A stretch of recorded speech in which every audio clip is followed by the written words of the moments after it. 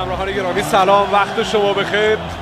امیدوارم هر جا که هستید حالتون خوب باشه. خیلی خوشحالیم که با گزارش دیدار دو تیم تراکتور و پرسپولیس در خدمت شما هستیم. دیداری مهم، پرهیجان، جذاب و همیشه حیثیتی تراکتور و پرسپولیس.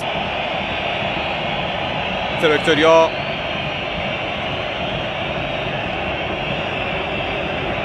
علاقه به پرس شدید اونجا نشون نمیدن. حالا یه اشتباه، خیلی اشتباه، بعد یه موقع تالی، فرصت تالی برای تراکتور. چجوری این توپ از دست داد مهدی ترابی؟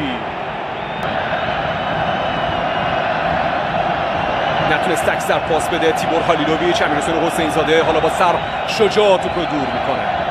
رفیعی براجعه عقب‌تر، یه لحظه تحت فشار نزدیک بود اشتباه کنه. اشتباه، بعد موقعیت برای هاشم نژاد، تک به تک و توپی که بازم گل نمیشه.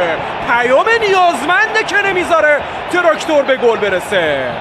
حالا تک به تک ها رو یکی پس از دیگری تراکتوریا دارن از دست میدن. فعلا مهدی ترابیه که پشت توپه.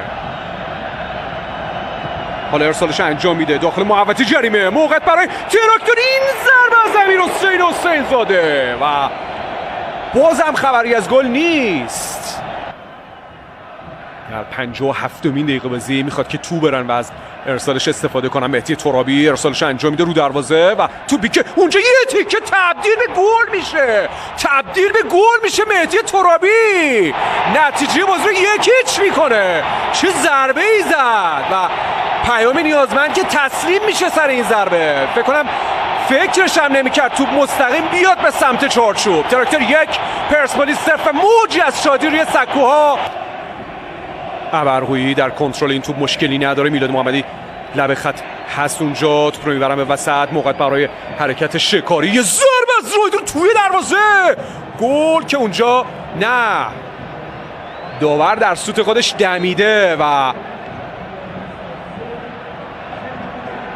شکاری که پاس ارسال کرد برای علیپور و ضربه‌ای که زده شد و داور قبلش بازی رو متوقف کرده بود. گل نشد کلا فکر کنم. ضربه در روز ببینید من اشتباه کردم.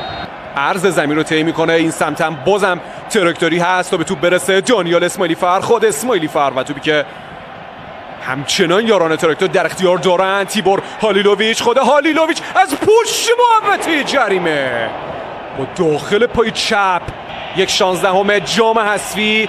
ارسال بلند اونجا سر اول با یاران پرسپولیس و توپی که در اختیار بیرونوند قرار میگیره و به این قائله خاتمه میده. فعلا پشت توپ محمد امین کاظمیان، سرزنای پرسپولیس داخل محوطه جریمه. ارسال رو دروازه خیلی بلنده. سر اول با پرسپولیسیا میکارن یه ضربه که اونجا توپ دور میشه.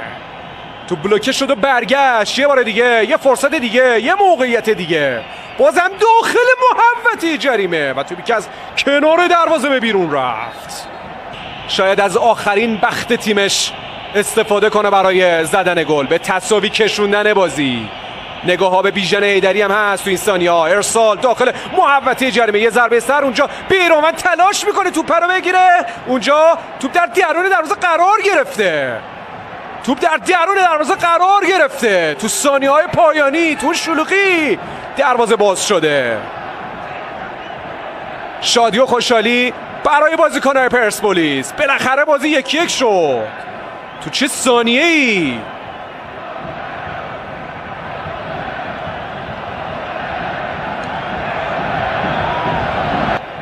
ببینیم تهش نظر چه خواهد شد.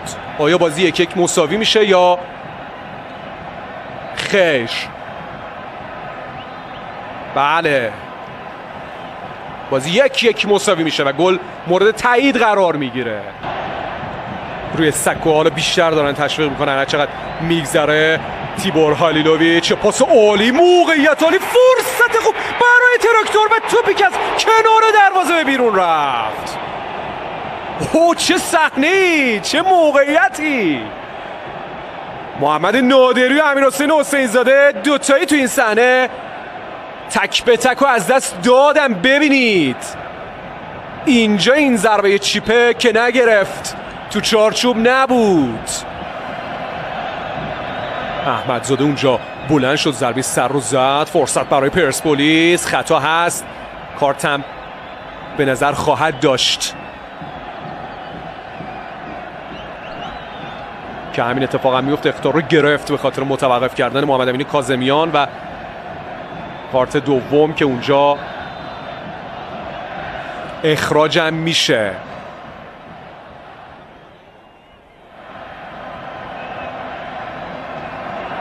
میخواد ضربه مستقیم بزنه به سمت چارچوب دانیال اسماعیلی فر. چه خواهد شد این توپه و این موقعیته و این فرصت دل تو دل هواداری تراکتور نیست. ضربه رو میزنه دانیال اسماعیلی فر، توپ رو در آورد پیام نیازمند. این موقعیت ادامه داره، این فرصت ادامه داره برای تیم تراکتور. بیرانوند ضربه اشاره مجدد رو باید بزنه.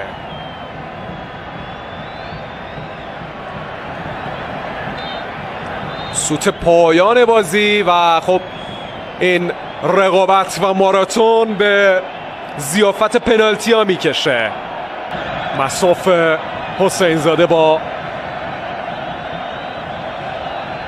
پیام نیازمند میره برای زدن ضربه پنالتی. ضربهشو میزنه و توپ تیر دروازه برخورد کرد.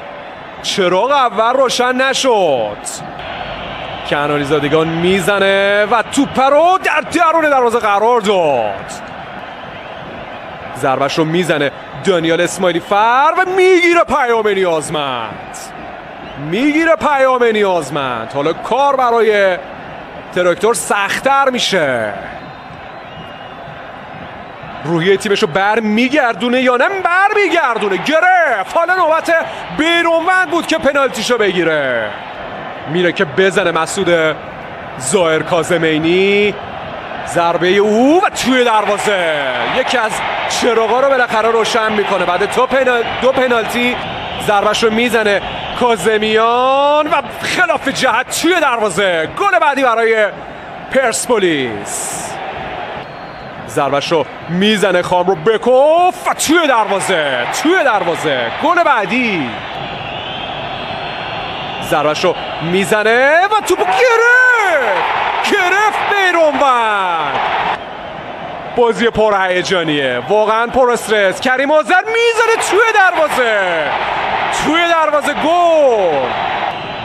علی پور ضربهشو میزنه و توی دروازه. همچنان ادامه داره این پنالتی ها. ضربهشو میزنه سدلار و هم میزنه تو دروازه. گل بعدی هم به ثمر میرسه. فرشاد احمدزاده. پنالتی آخره یا نه؟ فرشاد احمدزاده میزنه توی دروازه. گل بعدی هم به ثمر میرسه. مصاف او با فرجی. ضربه فرشاد فرجی گرفت توپ رو. تا شاید ضربه بعدی ضربه نهایی باشه. ضربه رو میزنه و گرفت. برای تیماشون شجاع ضربهشو میزنه توی دروازه. زیر تاقی زد همچین و شکاری چه خواهد کرد؟ ضربه رو میزنه خلاف جهت و بازم گل. در مصاف با پیام نیازمند پنالتی خودشو میزنه تو دروازه. بله میلاد محمدی، شاید پنالتی آخر باشه، شاید نه. این ماراتون پنالتی ادامه داره. آقا چی میشه؟ این پنالتی توی دروازه و بازم گل. در مصاف با نیازمند بیرانوند میزنه توی دروازه. خوب زد پنالتی خودشو میزنه و توی دروازه. نیازمند نمالی میزنه. امیرحسین حسین زاده ضربهشو میزنه، اینو گل میکنه. مصافش با بیرانوند. ضربه کنانی زادگان میزنه و